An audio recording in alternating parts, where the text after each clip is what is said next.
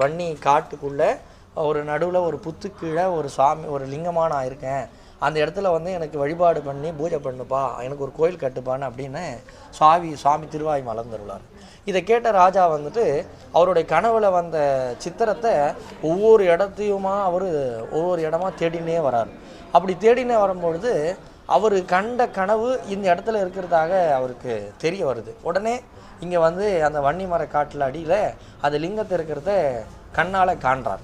அப்படி கண்ணால் காணும் பொழுது அந்த சுவாமியை வந்து இதுதான் நம்ம கனவுல கண்ட சுவாமின்னு அவரை ரொம்ப மனம் வந்து பிரார்த்தித்து இந்த இடத்துல அவர் அழுது புலம்பி சுவாமியை வந்து அப்படி வணங்குறார். வணங்கி அதன் பிறகு என்ன பண்ணுறார், இந்த இடத்துல அவருக்கு சுவாமிக்காக ஒரு ஆலயத்தை எழுப்புறார். இது நாளோடு காலமாக சுவாமியுடைய திருவாய் மலர்ந்தருள இந்த ஆலயத்தில் இந்த அமைப்புகள் தான் அமைந்திருக்கணும் அப்படியெல்லாம் சொல்லி சுவாமி ஆகப்பட்டவர் அந்த தாத்பரியத்தில் அமர வைக்கிறார். அப்படி இங்கே வந்து பார்த்தோம்னா அகஸ்தியர் வந்து சுவாமியுடைய கையினால் உருவாக்கப்பட்டவர். அகஸ்தியர் வந்து கிட்டத்தட்ட வந்து பார்த்தோம்னா நம்மளுக்கு 3 யுகமாக ஆகுறது. அப்போ இந்த சுவாமி வந்து கிட்டத்தட்ட 3 யுகமாக இந்த இடத்துல அமர்ந்திருக்கிறார். இந்த ஆலயம் வந்து பார்த்தோம்னா கிட்டத்தட்ட ஒரு 1500 வருடங்கள் பழமையாக சொல்லப்படக்கூடியது. இந்த ஆலயத்தில் அம்பாள் வந்து ரொம்ப விசேஷமாக இருக்கக்கூடியவள்.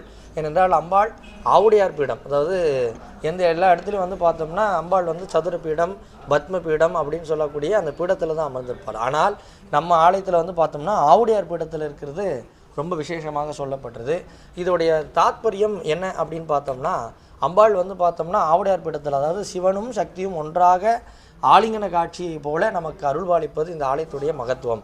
அதனால் இந்த ஆலயத்தில் வரக்கூடிய பக்தர்களுக்கு திருமண தடைகள், குழந்தை பாக்கிய தடைகள், மேலும் நம் வாழ்க்கையில் என்னென்ன நம்ம முன்னேற்றத்திற்கு உண்டான வழிகளை நம்ம தேடுறோமோ அத்தனை விதமான வழிகளும் இந்த ஆலயம் நமக்கு சிறப்பாக காட்டும். ஏனென்றால் இந்த ஆலயத்திற்கு விதியை வென்றிடும் வன்னி வீடு அப்படின்னு சொல்லப்படுறது. ஏன்னா ஒருத்தனுக்கு விதியையே வந்து மாற்றக்கூடிய தன்மை பெறக்கூடியது இந்த வன்னி வீடு. ஏன்னா ஒருத்தனுக்கும் நிறைய பிரச்சனைகள் ஏற்பட்டு அவன் கடைசி காலத்தில் அவனோட உயிரை மாய்க்கணும் அப்படின்னு இந்த இடத்துல வருவாங்க. அப்படி வரும்பொழுது அவங்களுக்கு இந்த சுவாமியை வழிபாடு பண்ண மாத்திரத்திலே அவங்களுக்கு சில மாற்றங்கள் ஏற்படும். அப்படி மாற்றங்கள் ஏற்படுற காரணத்துவமாகத்தான் இது விதியை வென்றிடும் வன்னி வீடாக இந்த ஸ்தலம் போற்றப்படுறது. மேலும் இந்த ஆலயத்தில் இருக்கக்கூடிய அகஸ்தியர் ரொம்ப விசேஷமானவர். என்னென்னா அகஸ்தியர் வந்து பார்த்தோம்னா ஞானத்தின் காரணத்துவமாக விளங்கக்கூடியவர். ஏன்னா சுவாமியுடைய முதல் சித்தர்களிலே அதி வாய்ந்த சித்தர் அகஸ்தியர். அப்போ அந்த அகஸ்தியர் எப்படி உருவாகிறார் அப்படின்னு பார்க்கும்பொழுது சுவாமியுடைய அகமும் தீயிலிருந்து உருவானவர் தான் அகத்தியர். அப்படி அந்த கும்ப கலசத்திலிருந்து உருவாக்கப்பட்ட